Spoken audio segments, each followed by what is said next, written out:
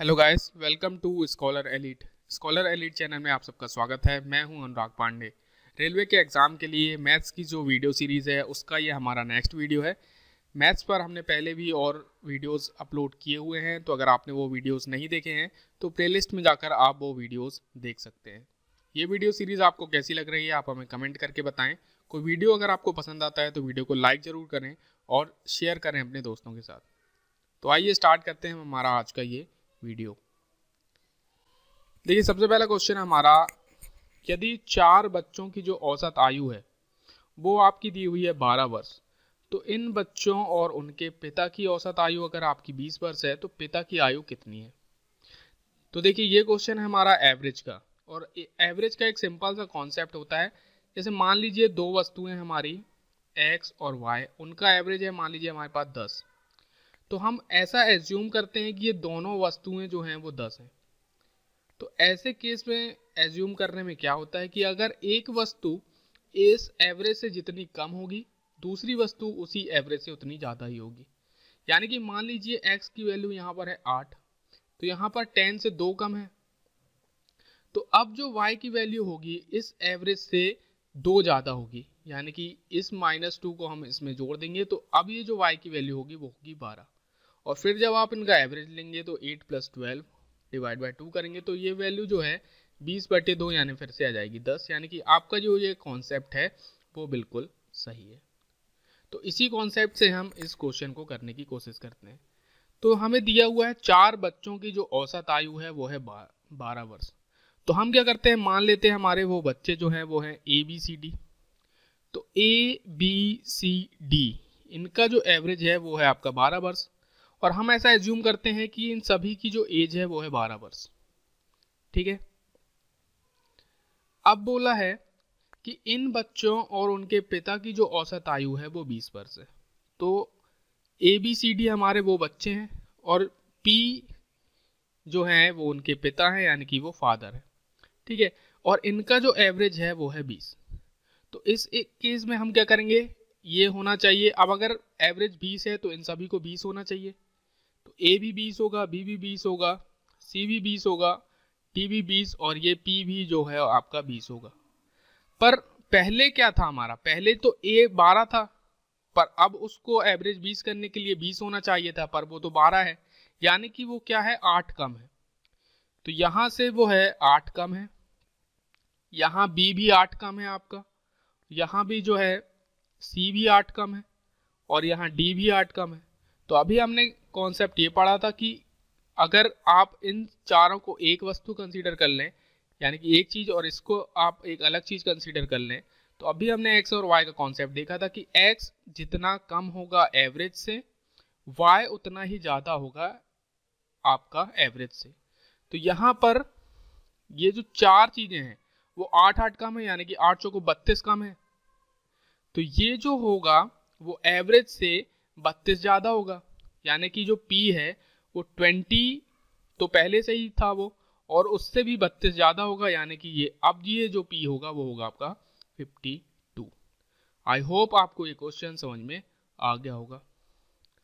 अगर आपको ये क्वेश्चन इस मेथड से समझ में नहीं आया है तो आप सिंपल मेथड लगा सकते हैं, यानी कि A + B + C + D divide by 4 लगाइए। फिर यहाँ से आप A + B + C की वैल्यू निकालिए। फिर आप A + B + C + D + P divide by 5 करेंगे और फिर इसको 20 के इक्वेट करेंगे, और फिर इसकी वैल्यू पुट करके भी आप जो है वो P की वैल्यू निकाल सकते हैं आप अपनी ट्रेडिशनल मेथड से। पर इस कॉन्सेप्ट से अगर आप जाएंगे तो आप अपना बहुत सारा टाइम जो है बचा सकते हैं। तो आपके लिए यह होमवर्क है कि आप जरूर इस क्वेश्चन को ट्रेडिशनल मेथड से भी एक बार लगा के देख लीजिए, और इस क्वेश्चन को आप डायरेक्ट इस मेथड से भी करके देख लीजिए। देखिए, मैथ्स के जो क्वेश्चन होते हैं अगर आप पार्टिसिपेट नहीं करेंगे तो आपको बिल्कुल बनने नहीं वाले, क्योंकि मैथ्स वीडियो देखने में आपको ऐसा लगता है कि बहुत इजी क्वेश्चन है, पर जब आप उसको करते हैं तब आपको समझ में आता है कि आप कहाँ मिस्टेक कर रहे हैं।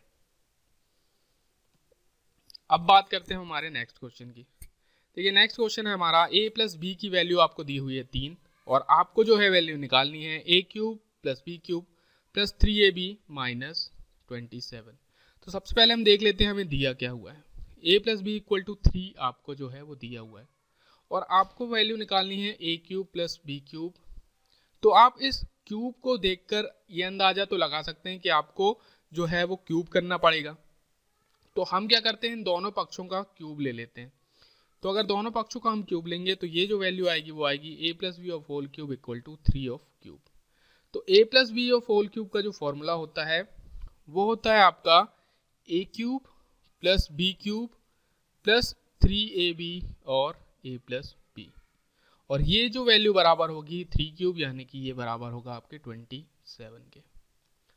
अब हमें देखिए a प्लस बी जो है उसकी वैल्यू हमें पहले से दी हुई है, जो कि वैल्यू है हमारे पास 3। तो हम इस a प्लस बी की वैल्यू को इसमें रख देंगे। तो ये जो वैल्यू आएगी आपके पास वो आएगी a cube plus B cube plus 3ab, और यहाँ पर हम रखेंगे 3, तो ये आएगा आपका 27। तो यहाँ से जो वैल्यू आएगी वो वैल्यू आएगी a cube plus B cube plus 9ab equal to 27। अब आपको वैल्यू निकालनी है a cube plus B cube plus 9ab minus 27 की। तो इस 27 को हम यहाँ पर ले आएंगे तो वो माइनस हो जाएगा। तो यहाँ से जो वैल्यू आएगी वो वैल्यू आएगी a cube plus B cube plus 9ab minus 27 equal to 0, यानी कि इसकी जो वैल्यू आ गई वो आ गई आपके पास 0। आई होप आपको ये क्वेश्चन समझ में आ गया होगा। जब भी आप देखिए कोई भी फैक्टर तो आप घातों को कंपेयर कीजिए और तब आपको पता चलेगा कि आपको कहाँ पर स्क्वायर करना है, कहाँ पर क्यूब करना है। अब बात करते हैं हमारे नेक्स्ट क्वेश्चन की। देखिए नेक्स्ट क्वेश्चन है आपको दी हुई है value x plus 1 by x की, जो कि है 2। आपको वैल्यू निकालनी है x power 7 plus 2 by x power 6 की। तो सबसे पहले हम देख लेते हैं हमें क्या दिया हुआ है इस क्वेश्चन में। हमें दिया हुआ है x प्लस 1 बाई एक्स की वैल्यू, जो कि है आपकी 2। सबसे पहले हम इस मेथड को ट्रेडिशनल मेथड से सॉल्व करते हैं। तो यहाँ पर हम एलसीएम लेंगे। तो यहाँ पर ये जो वैल्यू हो जाएगी वो जाएगी X square plus 1 by X equal to 2, यानी कि X square plus 1 equal to 2x, यानी कि X square minus 2x plus 1 equal to 0। और ये जो है फॉर्मूला होता है x minus 1 of whole square का, जो कि इक्वल टू 0। तो यहाँ से आपको पता चलता है कि x माइनस 1 इक्वल टू 0, यानी कि x की वैल्यू जो है वो आपके पास आएगी 1। ठीक है, अब जो है आपको वैल्यू निकालनी है वो निकालनी है x power 7 plus 2 by x power 6 की। तो यहाँ पर x की वैल्यू आई 1, तो यहाँ से हम लिख देते हैं x की वैल्यू रख देते हैं इसमें। तो यहाँ पर ये वैल्यू आएगी 1 पावर 7 प्लस 2 बाई 1 पावर 6। 1 की पावर कुछ भी होती है तो वो 1 ही होती है। तो यहाँ से जो वैल्यू आएगी वो आएगी 1 प्लस 2, जो कि वैल्यू आएगी आपकी 3। तो आई होप आपको ये चीज़ समझ में आ गई होगी। ये आपका जो सॉल्यूशन था वो ट्रेडिशनल मेथड से था। पर अगर आप इस चीज़ को ध्यान से देखें कि x प्लस 1 बाई एक्स अगर इक्वल टू 2 है आपका कभी भी किसी क्वेश्चन में, तो आप x की वैल्यू सीधे 1 एज्यूम कर लीजिए, क्योंकि 1 plus 1 divide by 1 equal to आपका होता है 2। फिर आपसे कुछ भी पूछे, यानी कि अगर आपसे पूछता x की पावर 31 प्लस 1 बाई एक्स की पावर 31, तो भी अगर आपने एज्यूम किया है 2, तो फिर ये वैल्यू हमेशा आपको मिलती 2। ठीक है, तो यहाँ से आप ये चीज़ ध्यान में रखिए। इस टाइप के क्वेश्चन अक्सर आते हैं कि अगर वैल्यू आप जब भी 2 देखें तो ये आप एज्यूम कर लें कि हर एक फैक्टर की वैल्यू होगी 1, यानी कि x की वैल्यू होगी 1 और 1 बाई एक्स की वैल्यू भी 1 ही आएगी, तब वो होगा आपका 2। अब बात करते हैं हमारे नेक्स्ट क्वेश्चन की। देखिए नेक्स्ट क्वेश्चन है हमारा, त्रिभुज ABC में दो मध्य रेखाएं या माध्यिकाएं जो हैं वो हैं BE और CF, और वो जो हैं बिंदु O पर मिलती हैं। और BO और CO जो है उन पर जो बिंदु हैं वो P और Q हैं, जो कि उनके मध्य बिंदु हैं। और यदि PQ की लंबाई आपको दी हुई है 3 सेंटीमीटर, तो आपको पूछा है लंबाई FE की। तो सबसे पहले हम क्वेश्चन में जो इन्फॉर्मेशन दी हुई है उसके हिसाब से हम सबसे पहले डायग्राम बनाते हैं। तो मान लेते हैं हम हमारा ये जो है वो हमारा है ट्रायंगल ABC। ठीक है, ए बी सी ये हमारा ट्रायंगल है, और उसने बोला है कि बी ई और सी एफ है जो माध्यिकाएं हैं। तो ये जो है हमारी बी ई और ये है जो हमारी सी एफ, ये जो है हमारी माध्यिकाएं हैं। और ये जो है बिंदु ओ पर मिलती हैं, और किसी भी त्रिभुज की माध्यिकाएं जिस बिंदु पर मिलती हैं वो आपका कहलाता है केंद्रक, यानी कि ओ जो है इस त्रिभुज का है केंद्रक। अब नेक्स्ट इन्फॉर्मेशन है हमें कि बी ओ और सी ओ पर जो है क्रमशः पी और क्यू जो है उनके मध्य बिंदु हैं। तो बी ओ है आपका, ये बी ओ पर है मध्य बिंदु आपका पी, और ओ सी पर है आपका, सी ओ पर है आपका मध्य बिंदु क्यू। ठीक है, और आपको जो है अब क्वेश्चन में पी क्यू की लंबाई दी हुई है, तो पी क्यू की लंबाई हम यहाँ से निकाल लेते हैं। तो पी क्यू को हमने ड्रॉ किया ऐसे एज्यूम करके, तो पी क्यू की जो लंबाई है वो आपके दी हुई है 3, और आपको जो है वैल्यू निकालनी है एफ ई की, यानी कि ये जो वैल्यू है वो आपको निकालनी है इस क्वेश्चन में। तो आई होप आपको ये क्वेश्चन समझ में आ गया होगा। अब एक बहुत इंपॉर्टेंट कॉन्सेप्ट जो इस क्वेश्चन में लगने वाला है वो ये है कि किसी भी त्रिभुज का जो केंद्रक होता है, मान लीजिए कोई ये त्रिभुज है और ये इसकी माध्यिका है और ये है इस त्रिभुज का केंद्रक, तो किसी भी त्रिभुज का जो केंद्रक होता है वो माध्यिका को हमेशा 2:1 में जो है विभाजित करता है।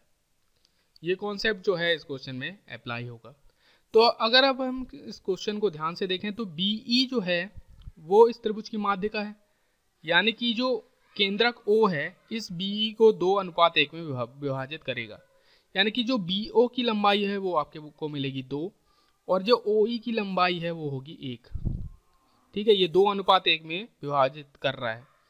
इसी तरह जो O है वो माध्यिका CF को भी 2:1 में विभाजित करेगा। तो ये जो CO की लंबाई है आप इसको 2 यूनिट और इसको 1 यूनिट एज्यूम कर सकते हैं। ठीक है, अब यहां से आप एक चीज और देख सकते हैं, क्वेश्चन में बोला गया है कि P जो है वो OB का मध्य बिंदु है और Q जो है वो OC का मध्य बिंदु है, और ये अगर लंबाई 2 यूनिट है तो, और अगर P इसका मध्य बिंदु है तो ये जो लंबाइयां हैं वो 1-1 यूनिट आप एज्यूम कर सकते हैं, तब इसका जो टोटल होगा वो 2 होगा। तो यहां से आप इनकी लंबाइयों को 1-1 यूनिट एज्यूम कर सकते हैं।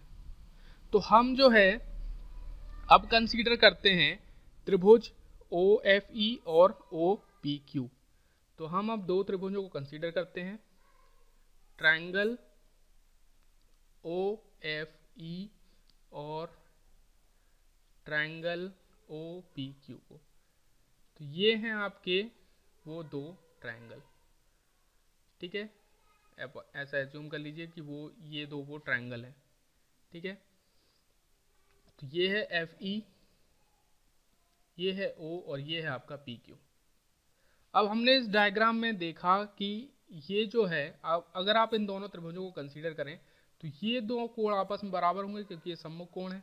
ठीक है, अब ये जो OQ और OP की वैल्यू आई वो 1-1 यूनिट आई, यानी कि ये दोनों जो भुजाएं हैं वो आपस में बराबर हैं।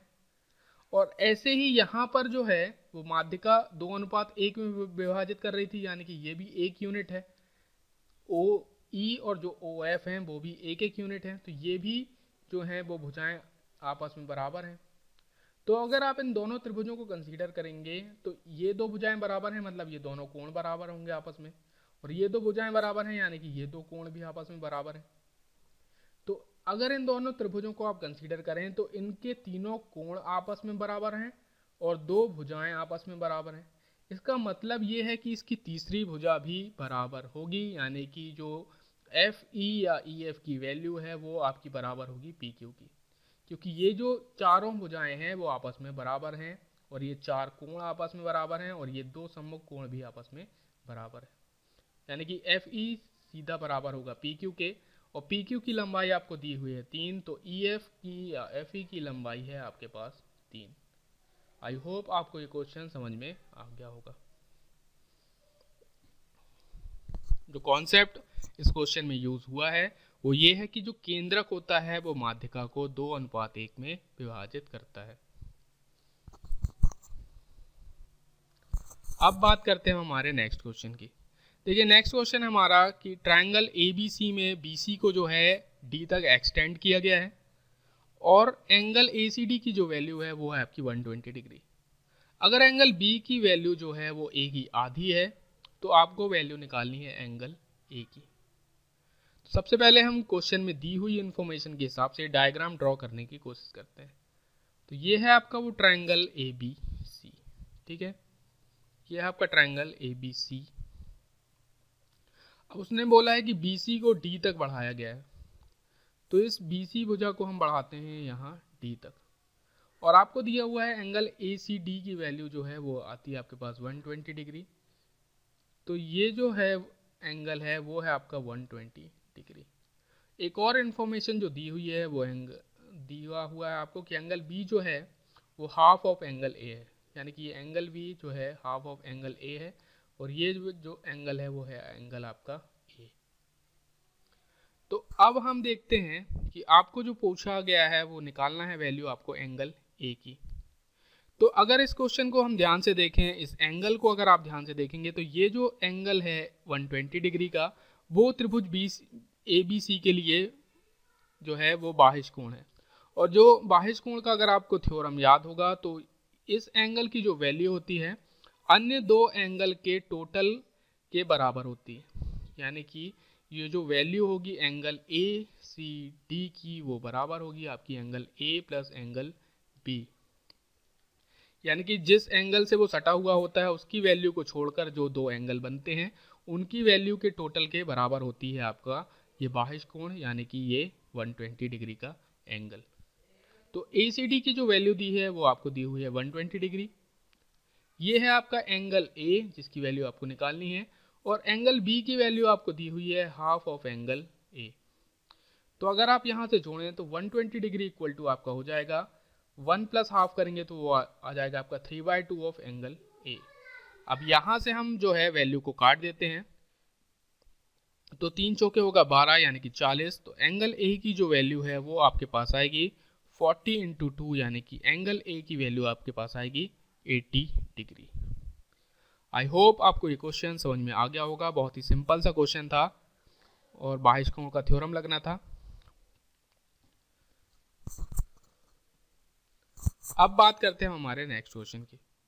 नेक्स्ट क्वेश्चन है आपका, यदि O एक वृत्त का केंद्र है और AB जो है वो उसकी B पर स्पर्श कर रही है, AB जो है वो वृत्त को B पर स्पर्श कर रही है, यदि OB जो है वो 3 है, OA की जो वैल्यू अगर 5 है तो AB की वैल्यू जो है वो कितनी होगी वो आपको बताना है। तो सबसे पहले क्वेश्चन में दी हुई इंफॉर्मेशन के हिसाब से हम बनाते हैं डायग्राम। तो मान लीजिए आपका ये वो सर्किल है, इसका जो केंद्र है वो है O। एक रेखा AB है जो कि इसको B पर स्पर्श कर रही है, तो मान लेते हैं हम वो रेखा है हमारी ये, और ये है वैल्यू A।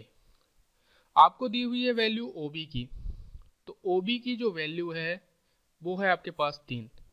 अब देखिए जहां पर भी ये रेखा वृत्त पर स्पर्श करेगी उससे अगर आप केंद्र को मिलाएंगे तो ये जो वैल्यू होगी वो इसकी रेडियस होगी, यानी कि त्रिज्या होगी, यानी कि अब आपको त्रिज्या की वैल्यू पता है कि वो है आपकी 3। अब ये है OA की जो वैल्यू है वो है 5। तो ये जो है यहाँ से अगर हम A को मिलाएं तो ये वैल्यू आपको दी हुई है 5 सेंटीमीटर। आपको वैल्यू निकालनी है AB की, यानी कि इस लंबाई को आपको निकालना है। तो जब भी आप देखिए यहाँ पर एक कॉन्सेप्ट जो फॉलो होता है कि जो सर्कल की जो स्पर्श रेखा है और उसके रेडियस के बीच जो कोण बनता है वो हमेशा बनता है 90 डिग्री। ये है आपका कॉन्सेप्ट इस क्वेश्चन में जो यूज होगा, यानी कि ये एंगल हमेशा होगा 90 डिग्री। यानी कि अगर आप बात करें ट्रायंगल ABO की तो ये एक राइट एंगल ट्रायंगल है, और राइट एंगल ट्रायंगल है तो आप इसमें पाइथागोरस थ्योरम अप्लाई कर सकते हैं। यानी कि अगर आप पाइथागोरस थ्योरम अप्लाई करेंगे तो ये 90 डिग्री के सामने वाली जो भुजा होती है वो आपकी कहलाती है कर्ण, और कर्ण का जो स्क्वायर होता है वो आपकी अन्य दो भुजाओं के स्क्वायर के बराबर होता है, यानी कि आप इसको ऐसा लिख सकते हैं। तो यहाँ से OA की वैल्यू है 5 square equal to OB square, यानी कि 3 स्क्वायर प्लस AB स्क्वायर, यानी कि जो आपको वैल्यू निकालनी है। तो ये हो जाएगा 25 equal to 9 plus A B of whole square. तो यहाँ से आप वैल्यू को घटा देंगे तो 25 माइनस 9 इक्वल टू हो जाएगा 16 equal to A B of square, और यहाँ से आप वैल्यू निकालेंगे ए बी की, तो वो आपके पास आएगी वैल्यू 4। आई होप आपको ये क्वेश्चन समझ में आ गया होगा। जो कॉन्सेप्ट इस क्वेश्चन में यूज हुआ है वो ये कि त्रिभुज की या किसी सर्कल की जो स्पर्श रेखा होती है और उसके रेडियस के बीच जो बनने वाला कोण है वो हमेशा होता है 90 डिग्री का। ये इस आपका क्वेश्चन का कॉन्सेप्ट है। तो आज के इस वीडियो में इतना ही। आई होप आपको ये वीडियो जरूर पसंद आया होगा। अगर आपको ये वीडियो अच्छा लगा है तो वीडियो को लाइक जरूर करें, शेयर करें अपने दोस्तों के साथ और जुड़े रहें स्कॉलर एलीट से। Thank you.